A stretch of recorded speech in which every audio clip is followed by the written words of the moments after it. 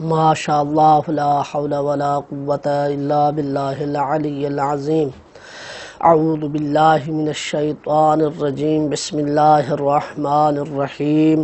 الصلاة والسلام علی سید الانبیاء والمرسلین ابی القاسم محمد۔ اللہم صلی علی محمد وآل محمد ثم الصلاة والسلام علی آلہ الذین اذہب اللہ عنہم الرجس وطہرہم تطہیرا۔ اللہم صلی علی محمد وآل محمد۔ جس کتاب کی تدریس کی خدا نے ہمیں توفیق عطا کی ہے، اس کتاب کا نام ہے کتاب آداب المتعلمین۔ اس کتاب کا موضوع ہے تعلیم کے آداب کیا ہیں، تعلیم حاصل کرنے کے طریقے کیا ہیں، تعلیم حاصل کرنے کے دوران طالب علم کا اخلاق کیسا ہونا چاہیے، طالب علم اور استاد کے کیا ادب و آداب ہیں۔ اور اس کتاب کی غرض و غایت ہے کہ طالب علم کو اس بات کا علم ہو جائے کہ اس نے کس طرح تعلیم حاصل کرنی ہے، کون سی کتاب پہلے شروع کرنی ہے، کون سی کتاب بعد میں شروع کرنی ہے، سبق پڑھنے کا طریقہ کیا ہے، سبق دہرانے کا طریقہ کیا ہے، اور کس طرح اس نے علوم محمد و آل محمد کو حاصل کرنا ہے۔ اور اس کتاب کا فائدہ یہ ہے کہ جب طالب علم آداب حاصل کر لیتا ہے، آداب پڑھ لے گا، یہ کتاب پڑھ لے گا، معلم اور متعلم کے آداب پڑھ لے گا، تعلیم حاصل کرنے کے طریقے پڑھ لے گا، تو اس پر عیاں ہو جائے گا کہ مجھے علم دین کس طرح سے حاصل کرنا ہے۔ تو نتیجہ یہ ہوگا، اس کا فائدہ یہ ہوگا کہ وہ تھوڑی سی مدت میں، قصیر مدت میں، کم مدت میں بہت جلد اعلیٰ مرتبے تک پہنچ جائے گا اور علوم محمد و آل محمد کو حاصل کر لے گا۔ اس کتاب کے مؤلف جناب علامہ نصیر الدین طوسی ہیں کہ جو 597 ہجری میں ایران کے شہر طوس میں پیدا ہوئے۔ آپ علم کلام، علم ریاضیات، علم فلکیات کے علاوہ بہت سے علوم کے ماہر تھے۔ آپ نے اپنی تمام عمر تعلیم و تعلم اور درس و تدریس، تحقیق اور مطالعہ میں گزاری ہے، اور اپنا آخری دور، اپنی زندگی کا آخری دور جناب علامہ خواجہ نصیر الدین طوسی صاحب نے بغداد جناب امام موسیٰ کاظم علیہ السلام کے شہر کاظمین میں گزارا، اور بالآخر 672 ہجری کو داغ مفارقت دے گئے، اور امام موسیٰ کاظم علیہ السلام کے جوار میں امام موسیٰ کاظم علیہ السلام اور امام جواد علیہ السلام کے روضہ اقدس میں مدفون ہوئے۔ دعا ہے خداوند عالم بحق محمد و آل محمد ان کی قبر مطہر پر کروڑہا رحمات نازل فرمائے۔ ہم اس کتاب کو خطبہ سے ہی شروع کرتے ہیں۔ بسم اللہ الرحمن الرحیم۔ صاحب کتاب فرماتے ہیں احمد اللہ علی آلائہ ونشکرہ علی نعمائہ۔ میں اللہ سبحانہ و تعالی کی تمام تر نعمات کا شکر بھی ادا کرتا ہوں اور اس کی موفر ہونے والی نعمات پر حمد بھی کرتا ہوں۔ والصلاۃ والسلام علی سید انبیائہ و خیر اوصیائہ، اور درود و سلام ہو اللہ کے اس نبی پر کہ جو تمام انبیاء کے سردار ہیں، اور رسول اللہ کے ان اوصیاء پر درود و سلام ہو کہ جو تمام انبیاء کے اوصیاء میں سے بہترین اوصیاء ہے۔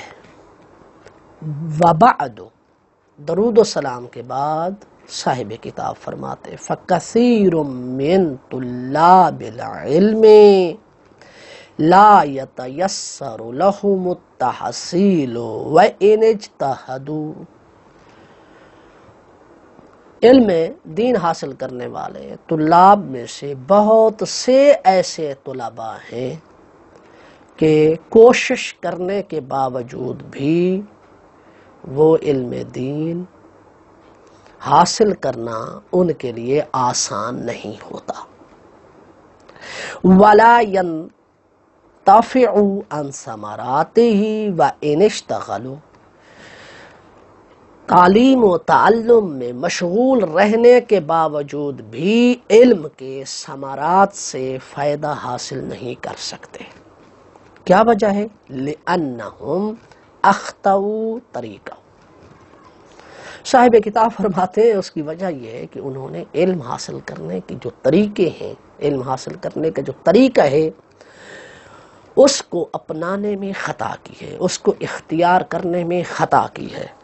وَتَرَكُوا شَرَائِطَهُ، اور علم حاصل کرنے کی جو شرائط ہے انہیں چھوڑتی ہیں، جس کی وجہ سے کوشش بھی کرتے ہیں، تعلیم و تعلم میں مشغول بھی رہتے ہیں، اس کے باوجود بھی بہت کم علم حاصل کر سکتے ہیں۔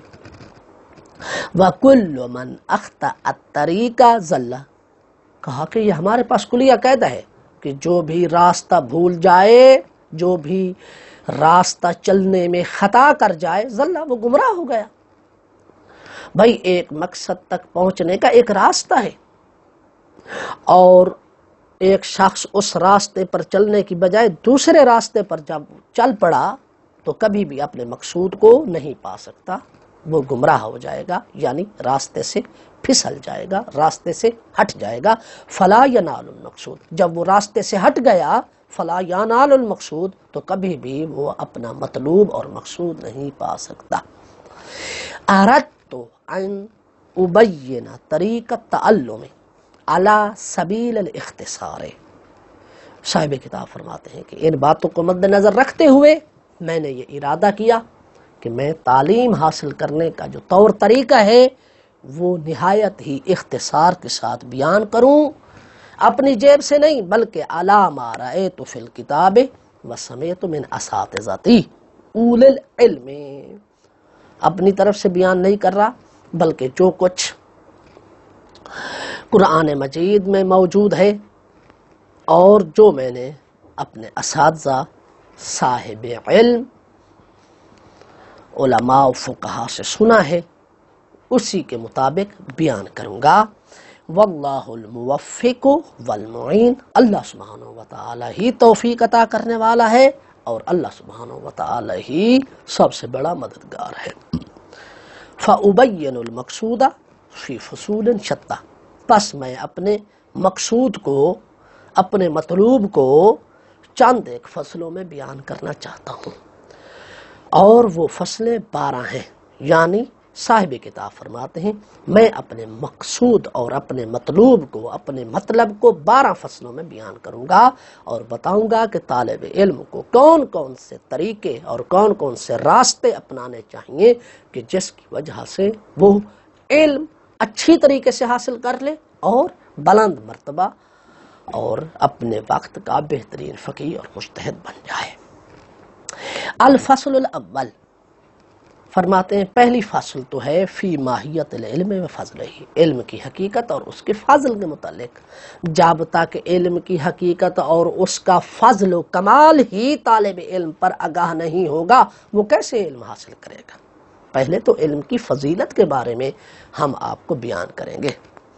صاحب کتاب فرماتے ہیں اعلم، جان لے، انہو قالا، کہ بے شک جناب رسول خدا صلی اللہ علیہ وآلہ وسلم نے فرمایا، طلب العلم فریضۃ علی کل مسلم و مسلمۃ، کہ علم کا حاصل کرنا ہر مسلمان مرد اور عورت پر فرض ہے۔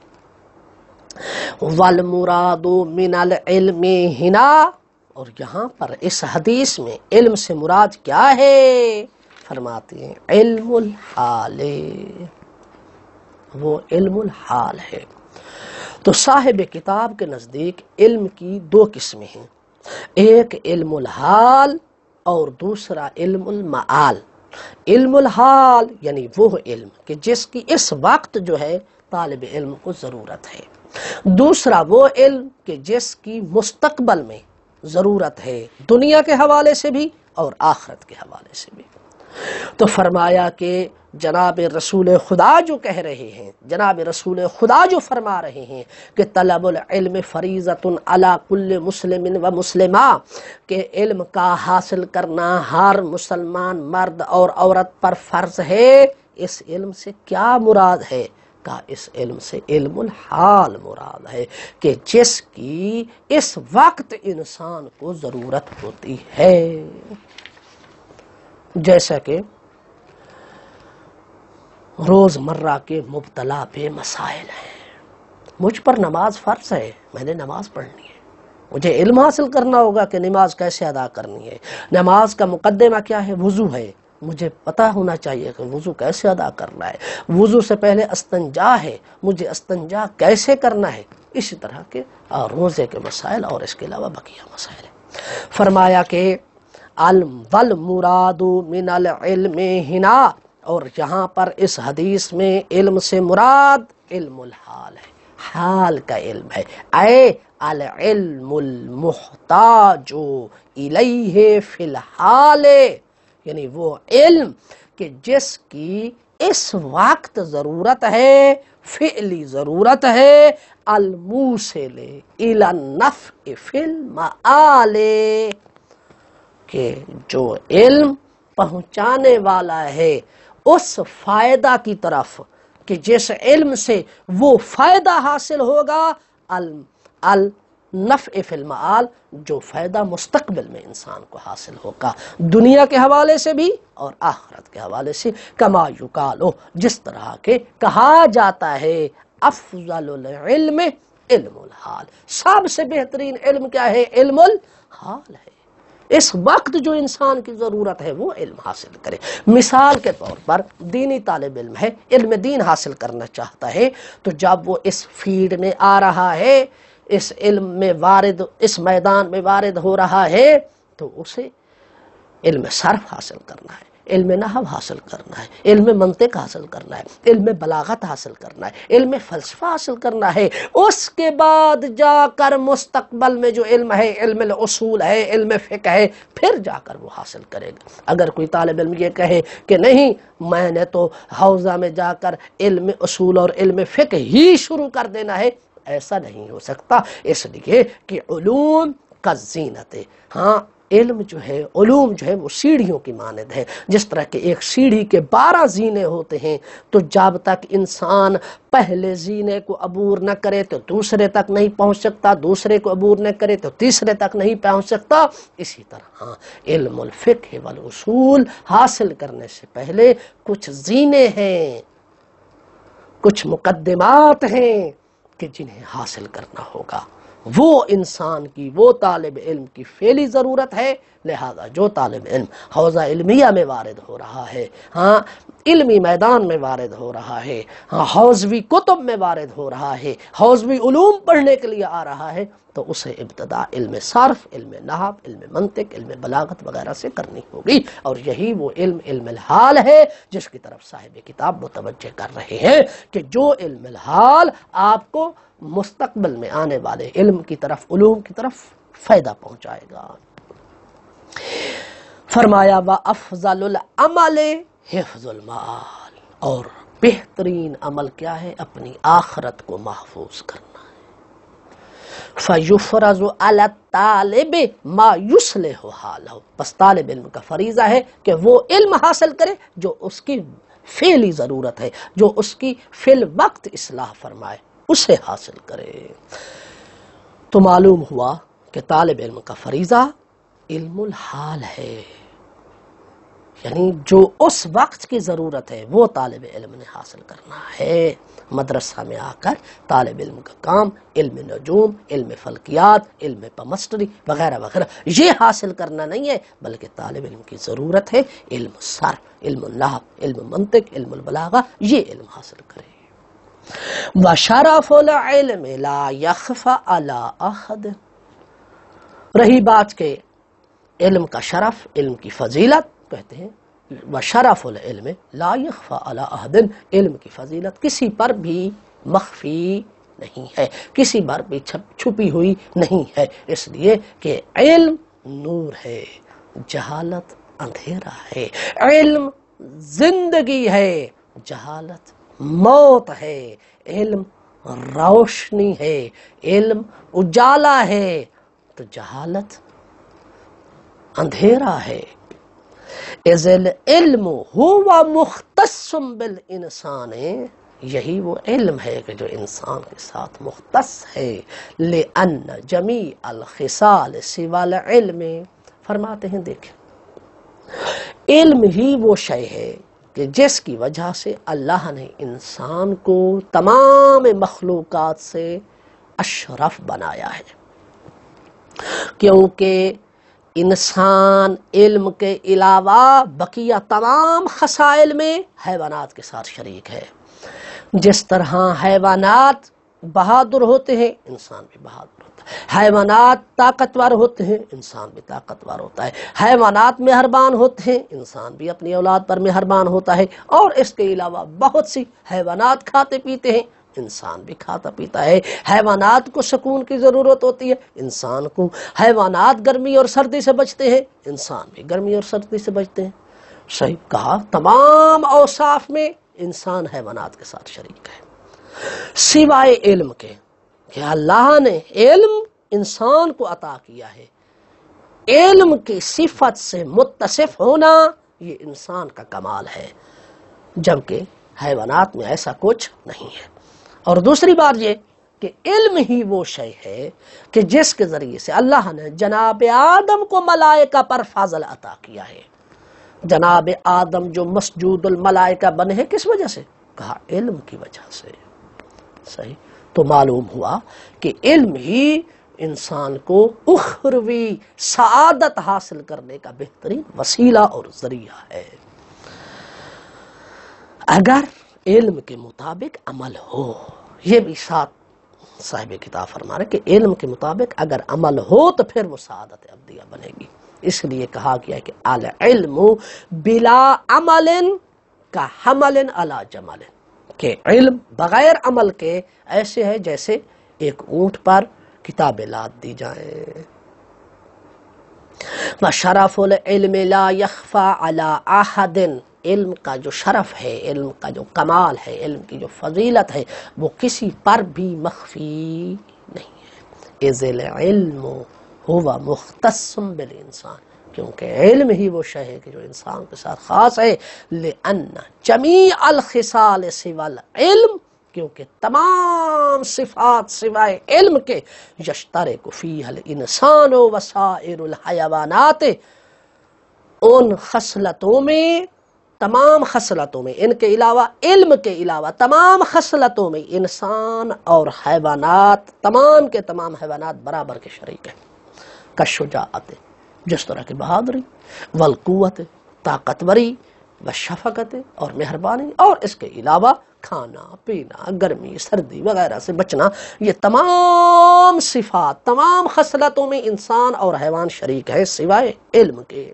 وَبِهِ، اور یہی علم ہے، اظہر اللہ فضل آدم علی الملائکۃ، اس علم کی وجہ سے اللہ نے جناب آدم کو ملائکہ پر فضیلت عطا کی ہے، جناب آدم کے فضل کو ظاہر کیا ہے اللہ نے ملائکہ پر، کس کی وجہ سے؟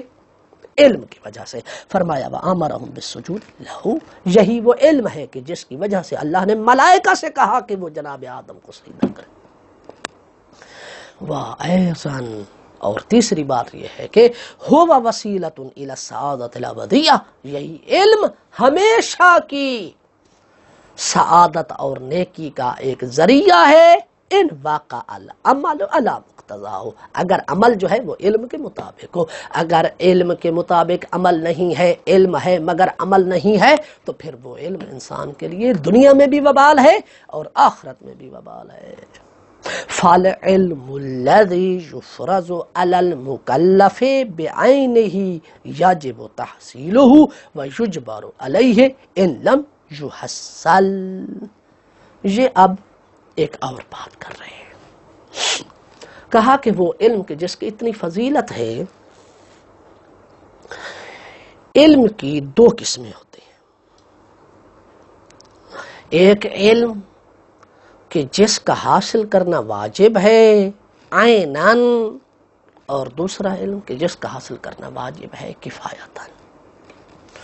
تو معلوم ہوا کہ واجب جو ہے، فرض جو ہے وہ دو طرح کا ہوتا ہے، فرض عینی اور فرض کفائی۔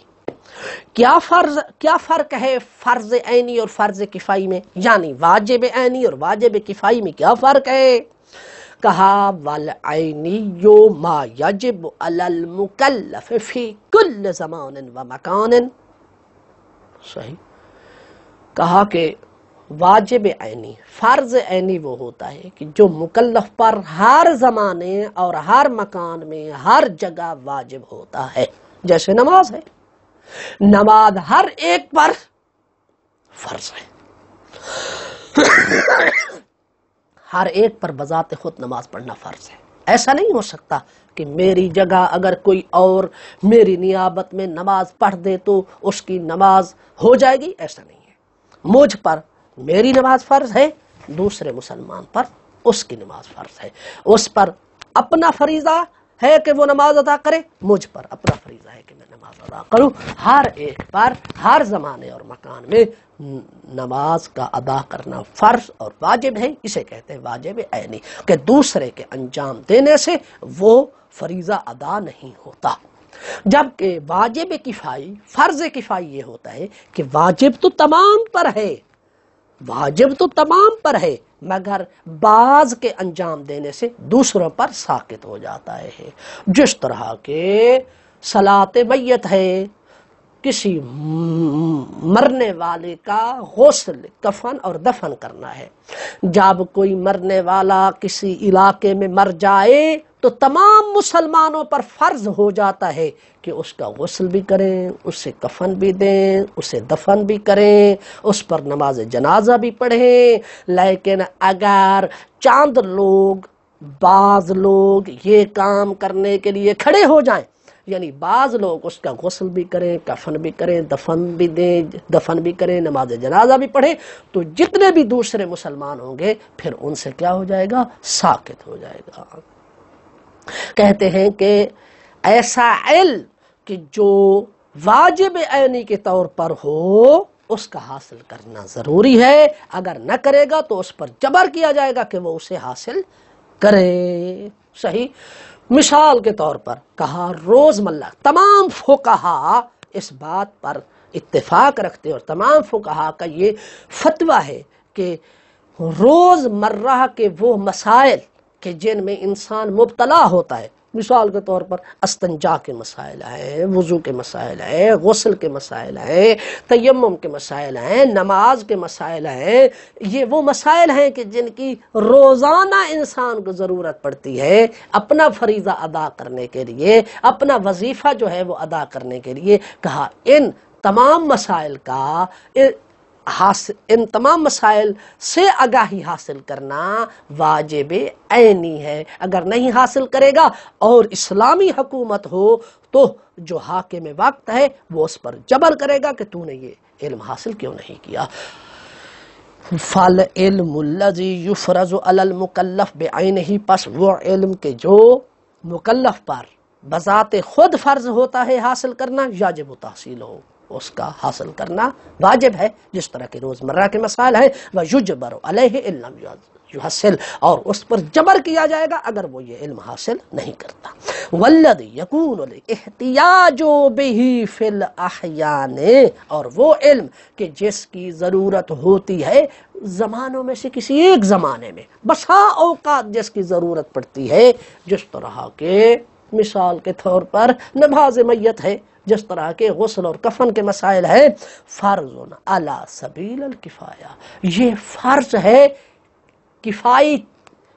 کفایہ کے طریقے پر، یعنی کہ یہ فرض کفائی ہے، یہ واجب کفائی ہے تو تمام مسلمانوں پر فرض، مگر چاند مسلمان 2 یا 3 یا 4 یا 5 لوگ اگر یہ مسائل یاد کر لیتے ہیں اور یہ کام کرنے کے لیے، یہ فریضہ نبھانے کے لیے کھڑے ہو جاتے ہیں، تو پھر بقیہ سے کیا ہو جائے گا؟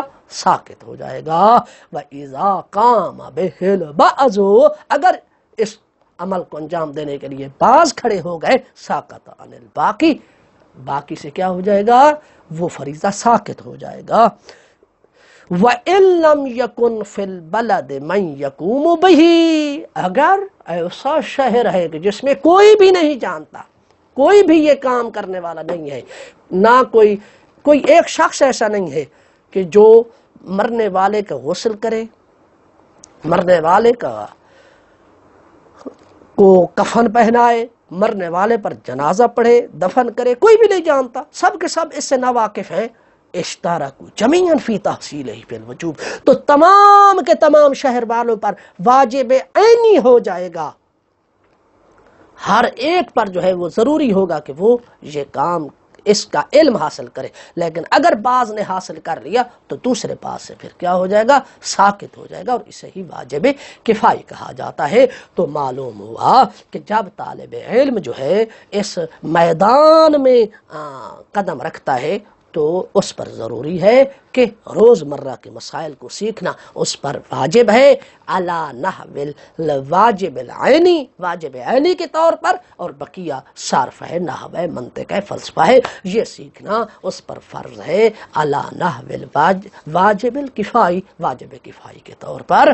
تو دعا ہے خداوند متعال سے کہ خداوند متعال ہمیں اس علم کو حاصل کرنے کی توفیق عطا فرمائے کہ جس علم کے ذریعے سے اللہ نے انسان کو ملائکہ سے اشرف پیدا کیا ہے۔ والحمدللہ رب العالمین۔